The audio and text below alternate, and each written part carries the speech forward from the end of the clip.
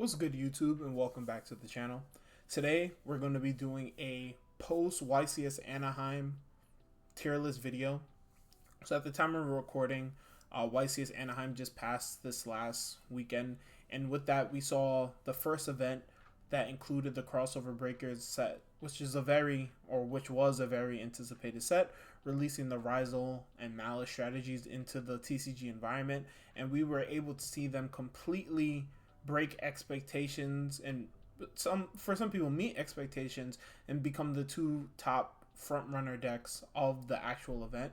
But in this video, we're just going to put all those thoughts down into a tier list and I'll be giving my opinions on the upcoming format, which is going to be a small format, mainly just regionals, and I believe there are two YCSs, one in South America, one in Australia, until YCS Orlando, which is the next North American YCS, which will have Supreme Darkness, which will change a few things, not too many, but it'll add a few more decks to the consideration. So before I begin, I would also like to say, if you guys are liking this type of content, definitely make sure to like and subscribe. Also, make sure to follow me on my socials at jib_Yugioh on Twitch and on x.com. But with that being said, let's jump into the video. So for the first deck here, we have Centurion. For Centurion, I will just throw it immediately into Rogue. Centurion didn't have much of any of a showing at the last YCS Anaheim.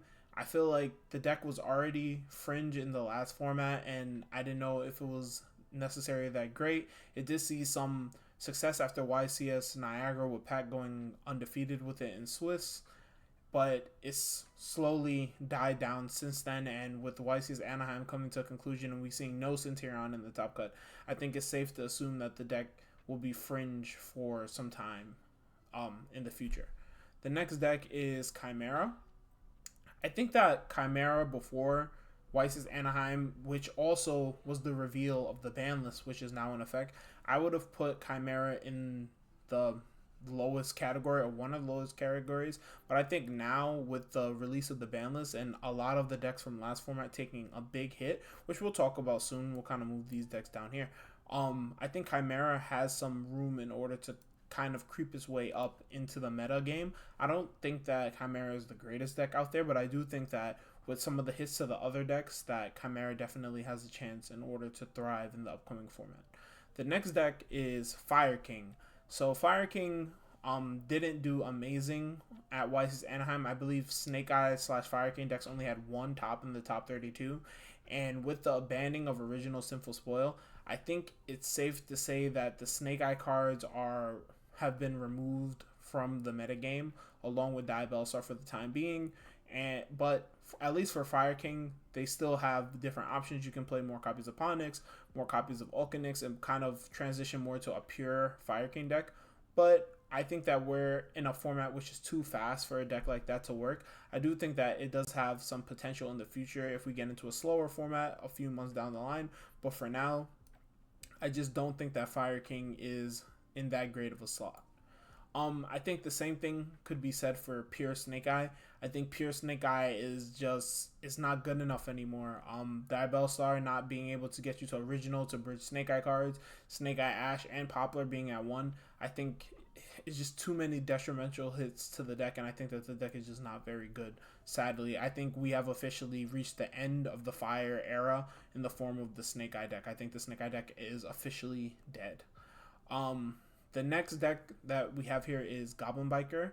I'm going to put Goblin Biker at the top of Rogue because I think Goblin Biker did not have a great showing at YCS Anaheim, but to be fair, we still have some of the older decks running around. We didn't really completely move on to the Rizal format, but I think if Rizal continues to grow steadily in popularity and cement itself as the best deck and the most represented deck for many events in a row, then it gives Goblin Biker an opportunity in order to see more play as a counter pick to Rizal. A similar thing could be said for the next deck, which is Labyrinth. I'll put Labyrinth in the tier 2 slot. I think that Labyrinth is another deck that kind of underperformed at the latest YCS. However, I do think that, again, similar to Goblin Bikers, it's because we were still in a wide format where we had decks like Fire and Yubel pretty popular. But now that those decks have kind of been cycled out for the most part, and we're moving more into a Rizal centric format or centralized format, it gives Labyrinth the opportunity in order to come back and become way more popular. The next deck is Memento. I'll put Memento safely into the tier 2 category. I'll put it above Labyrinth. I think that Memento is a very powerful deck when it goes first. It is weak to Dimensional Shifter. With Malice being in the format, Dimensional Shifter isn't gone, even though Tempai did see very big hits on the last ban list. I also think that Memento's matchup into Rizal is pretty good. Being able to dodge some of the targeted destruction off of Detonator is very powerful, and actually proccing some effects from destruction or bonus effects like fusion, being able to fuse from the grave if a card was destroyed that turn, I think is really good for Memento. However, I just don't think that Memento has the player base in order to really be higher up on the tier list. I think that not a lot of people play the deck, and I think it's a deck that if it does become more popular and people become more familiar with it, then the deck just all around gets worse. I feel like Memento is one of the decks that takes advantage of people not knowing what the cards do, but when people do know what the cards do, then the deck becomes a lot worse in my opinion. The next deck that I would like to talk about is Mermail Atlantean. I think Mermail Atlantean is another tier 2 deck. I think that it's slightly worse than Memento. They suffer from a similar weakness to Dimensional Shifter, but where I think that Memento is very good at going into the Rizal board. I don't think that Mermail is that great going into the Rizal board. I do think that Mermail is a lot simpler though, and has just as, if not a better going first, ripping multiple cards from the opponent's hand and ending on multiple Omni negations through Totally Awesome is really good. But I think that Memento is just a slightly better combo deck, having better follow-up and better interaction into the top decks. The next deck is Millennium, and this is another for funzy deck. I'll put it here. I think it's better than Yugioh, but I think that Millennium is just another deck that is a locals deck. Exodia Turbo, it's not very good, but it's a really cool archetype, and I think that for that reason that people will play it because it's very reminiscent of old school Yu-Gi-Oh! Using cards like Blue Eyes White Dragon and Exodia in your deck. It's a very Yugi style deck, so I think that people like that type of stuff for that reason. The next deck is Rescue Ace. Rescue Ace on the most recent ban list did get airlifted to 3, but you also have to remember that it basically lost 7 starters in the deck. You lost 3 Wish, 3 Wanted, and Original, so that is not a very good exchange for Rescue Ace. I would say that Rescue Ace is definitely worse now than it was before the ban list with 1 airlifter, and for that reason, I'll put Rescue Ace in the like and subscribe tier. I don't think that Rescue Ace is that good with this new ban list. Maybe in the future we can see like a more pure Rescue Ace build pop up like as a control deck, but even then I think that while Turbulence set 4 is very good, I just don't think that this deck has a lot of things going for it right now. The next deck is all Runic variants, so this is Runic Whitewood, Runic For Hire, etc., Runic Stun even. I think that the Runic variants right now are rogue at best. I will say that they're not very good right now. I think that Runic Fountain into a Detonator is not very good. Even if you have like Freezing Curses, you can like pop your Detonator, summon it back. Flashing Fire not being able to trade with Detonator well is also an issue. I just don't think that Runic decks are in a very good spot right now. The next deck is Voiceless Voice. And for Voiceless Voice, I will put Voiceless Voice at the top of Rogue. I think that Voice's Voice had a very good showing at YCS Anaheim. I actually played against the guy who topped with Voice's Voice, and I think that is gaining a little bit of hype right now from what I've heard.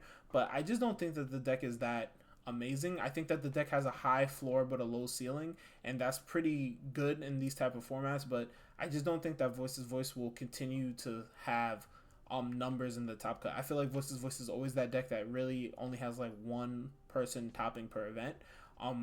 Unlike where it first was out when it was first released, and the format was a little bit different where it was multiple Voices Voice in every top cut. But now I think that the deck has kind of gotten to a point where it's like a one person per top cut, if that, deck. And I don't think that that's really a great showing for the deck. The next deck is Yubel. Yubel is the first deck that I will put in the 1.5 category. I still think that Yubel is really good.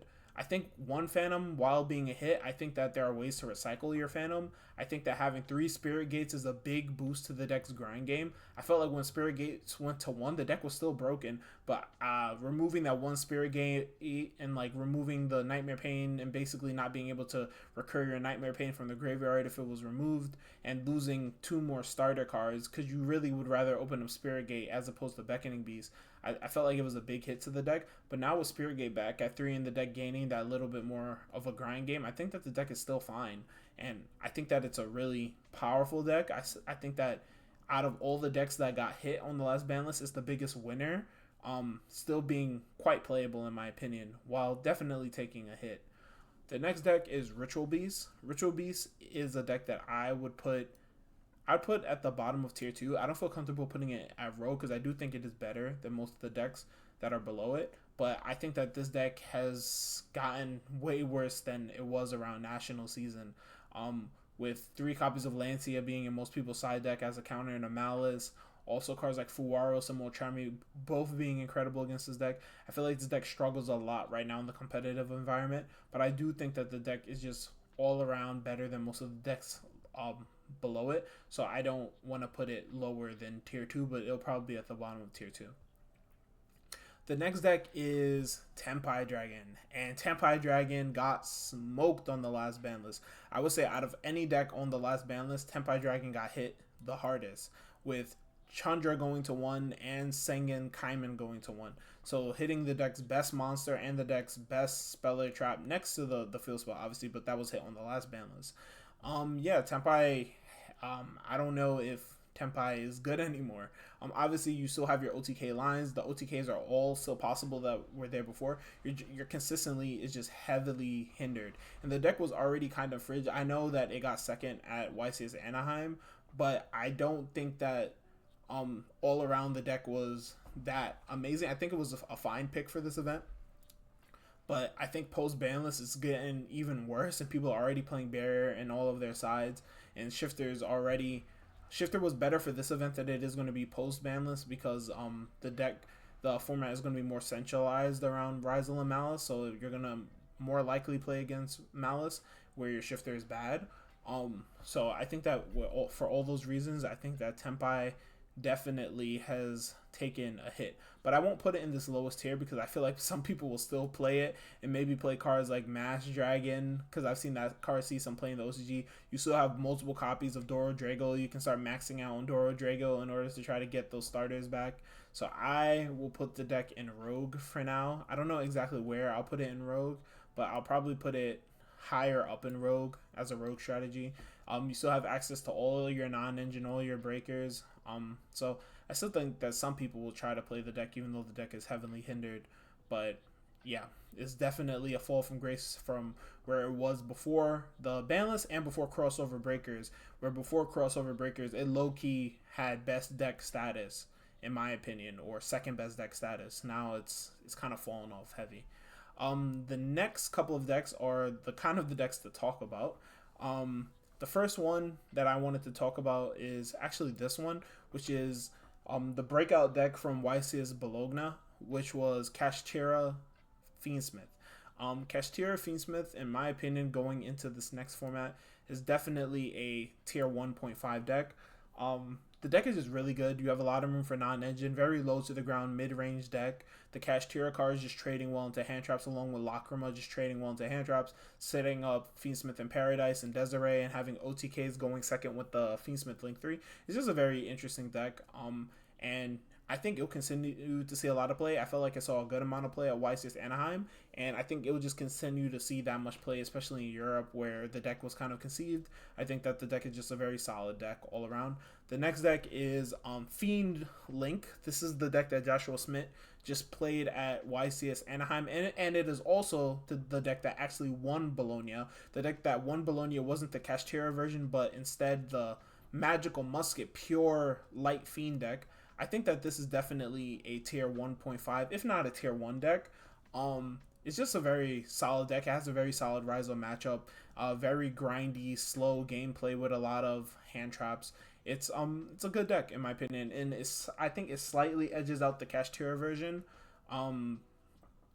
Yeah, just because of the Magical Musketeer cards and their ability to go second and put multiple light bodies on the board and just swarm the board really well with Max. Now for the last two decks, which are the Malice decks and the Rizal decks. So first of all, I would like to just talk about the pure versions, because with YCS Anaheim, we did see some different variants of these decks kind of pop out that we haven't really seen before. So we're going to talk about those separately, but for the regular versions of the deck, I will put both of them in the tier 1 category, in my opinion. I think that Rizal pure with hand traps, cross out, and desires is a very strong deck, and I wouldn't be surprised if it continues to be one of the first or the second most represented deck just in general. I think that after this weekend with the deck that we're about to talk about winning, I think that deck will see a little bit more play. And there's some other things I want to say about that deck, but I do think that people will continue to play the pure version, because I don't think it's set in stone that the other version is necessarily the best version. It might have been a good call for this event, but we'll see which deck ends up taking up most of the representation. Excuse me.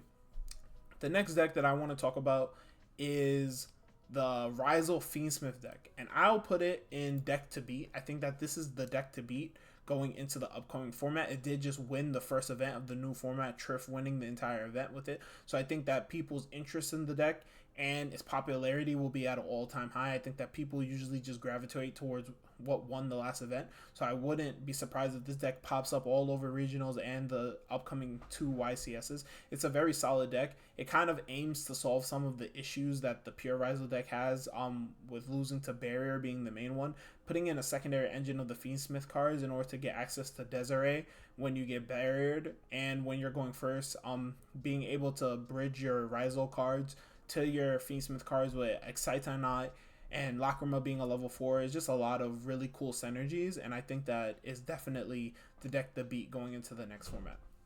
The next deck that I'd like to talk about is the Malice Kashtira deck. I think that it is better than the pure Malice deck, and by pure Malice deck I mean like just Malice with Bestials and hand traps or board breakers, whatever you decide to play. I think that the Cash engine definitely allows the deck in order to extend better through hand traps. It gives the deck more extenders going first and gives the deck better answers into Lancia going second. It's just a slightly better, or not slightly, I think it's definitely a better version than the pure version or one with Signet Mining. And then in my personal opinion, no non-bias obviously, the deck that I think is better is, I honestly want to put this here to be honest, but I think that it would be untruthful to put it above pure Rizal. I do think that it is slightly, like, the matchup into pure Rizal is so good for this version of the deck. I can't speak for these two versions of the deck. I feel like these two versions of the deck still struggle a little bit, but I feel like this, the Malice Striker decks matchup into pure Rizal